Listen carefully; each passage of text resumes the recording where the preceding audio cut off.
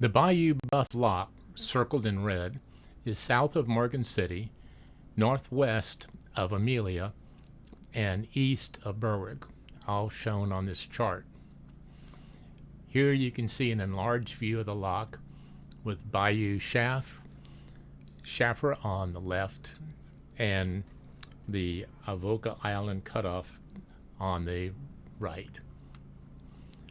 Taking off from the launch point, which was the public boat launch there on the island, we were flying up to the lock. Now, there wasn't a whole lot of information when I tried to research the lock that was available, but I did find that the lock was completed in 1954. The lock is almost as old as I am. It is 75 foot wide and it's 1,156 feet long. It is 13.8 feet below the Gulf, the level of the Gulf, which is why there's a lock there.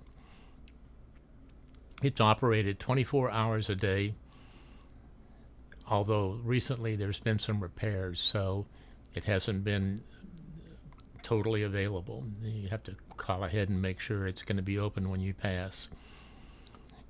And in 1 year, 25 million tons passes through the lock. That's a lot of traffic.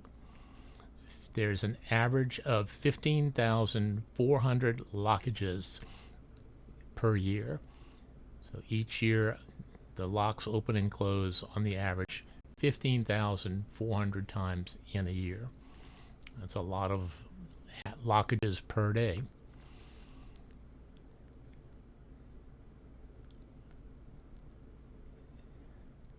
Now that I look at it, I'm assuming that that is a construction barge that is working on the locks. This was in July of 2024. Because it really doesn't appear to be moving, and both ends are closed. So I see a tug, and I see a work barge, and I see a crane. So I'm gonna say that crane is making repairs to the sides of the dock. Now, if you look carefully as we come to the east end of the lock, you'll see the control house. It's a little square building that's right by the pie-shaped gates of the lock.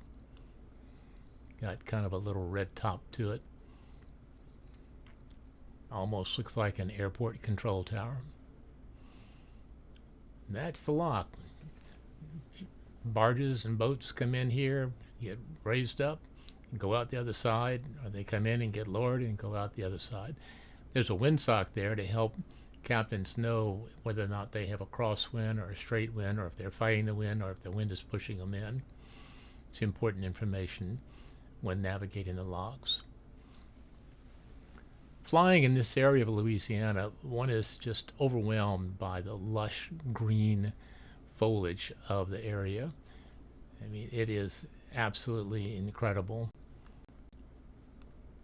The area on the right is only available by boat, but there is a ferry that we will see on the other side of the lock when we fly back.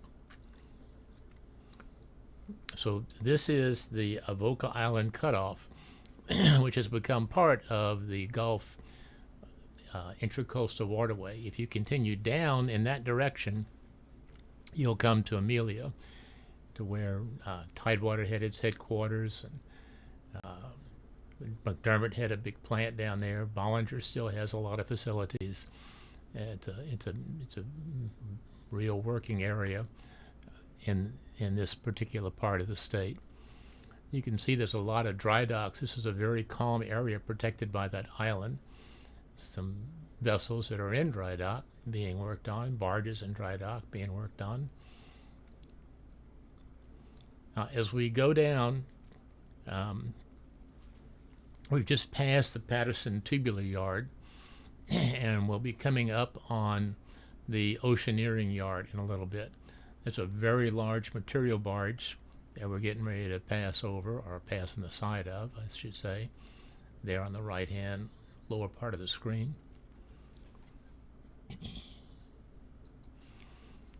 and some smaller barges on the left-hand side of the canal.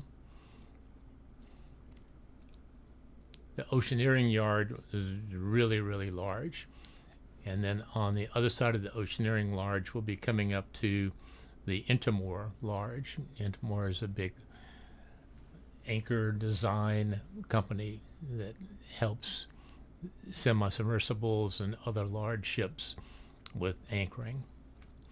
There's an old derrick barge that we're passing over on the left-hand side. You can see the large crane on it, and some more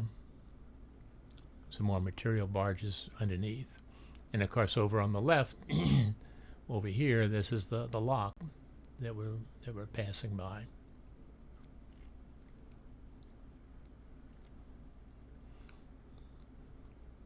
There's the Bayou Boeuf lock on the intercoastal waterway, connecting Bayou Shaffer with Avoca Island cutoff.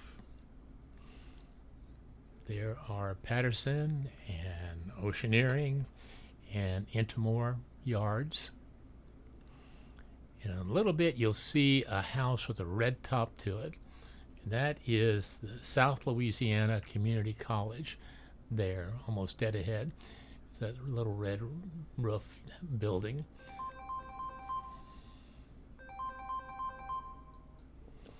This branch of the community college is for people who want to learn how to become mariners, whether it's ABs or whether it's captains or whatever. And I'm sure there are a lot of other courses that are offered in that community college, but it's a big mariner college. Now we're crossing over the strip of land that connects the mainland to the island where the lock is located. And we're coming into Bayou Shaffer. On the right is the old Murphy Exploration and Production Yard.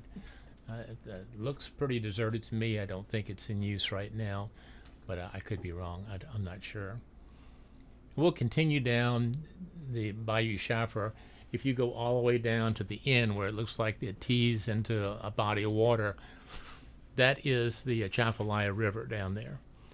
And there's a body of water that goes off to the left, and that's also known as Bayou Shaffer.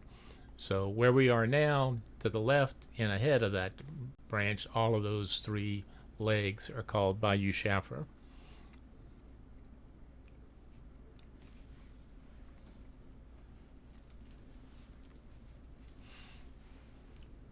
It's amazing how much activity there is in this area. There's a whole bunch of work boats, crew boats on the right. I'm not sure whose they are. I don't recognize the colors. Oh, and there's a little ferry. That little ferry there on the right, that's the connection between the mainland and the piece of land that's to the left. Typical crew boat configuration.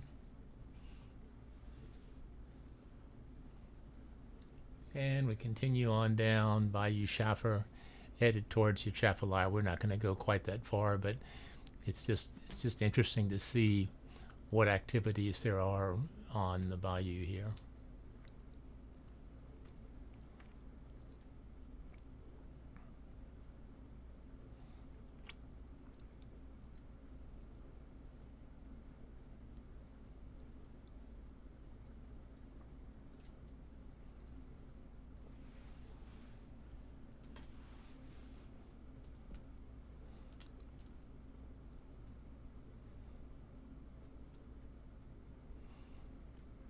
As I said, this is a continuation of Bayou Shaffer to the south that heads out towards the Gulf of Mexico. And that little island there, the only way you can get to it by car is via the ferry. There's no roads that'll take you over there. You have to take a ferry over to that island. Now you can see all the crew boats that are there Looks like what? 1, 2, 3, 4, 5, 6, 7 crew boats that are waiting to go to work.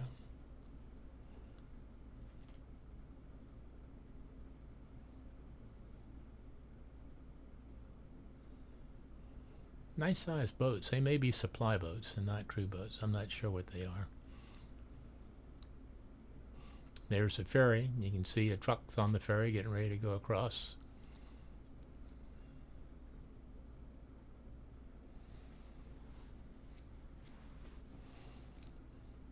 A lot of old and a lot of new.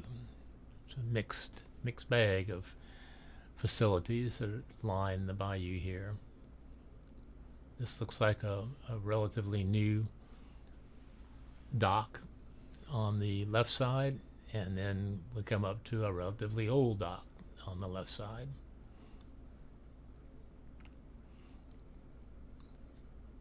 In the Murphy Exploration and Production Yard, or the old Murphy Exploration Production Yard. You're coming up to that little strip of land that connects the lock to the mainland.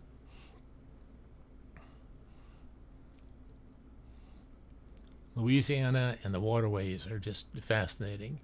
They're so complex, and they're so evolved, and there's so much to see and understand how traffic can move back and forth across Louisiana without ever going into the Gulf of Mexico. They say that was one of the reasons that we were so successful in World War II, is that we didn't have to put our fuel and supplies out in the Gulf or the Atlantic. We could ride it up and down the Intracoastal Canal, and it saved us from the German submarines that were lurking off of our coast. Keeping this running because there's a couple of old tugs here that look pretty interesting. That's the boat launch, and behind that boat launch is where I'm located, and that's where I launched the drone from. This is one of the first flights of my Mini 4 Pro. I can't say enough good things about this Mini 4 Pro. The quality of the optics, the flight performance, everything about it is just excellent. I saw this in Indonesia, and a couple of guys that I was traveling with had one, and I was very impressed with it and decided to buy one. I'm glad I did. I'll probably be using it a lot. It weighs about a half a pound, whereas my Mavic 2 weighs probably 4 or 5 pounds.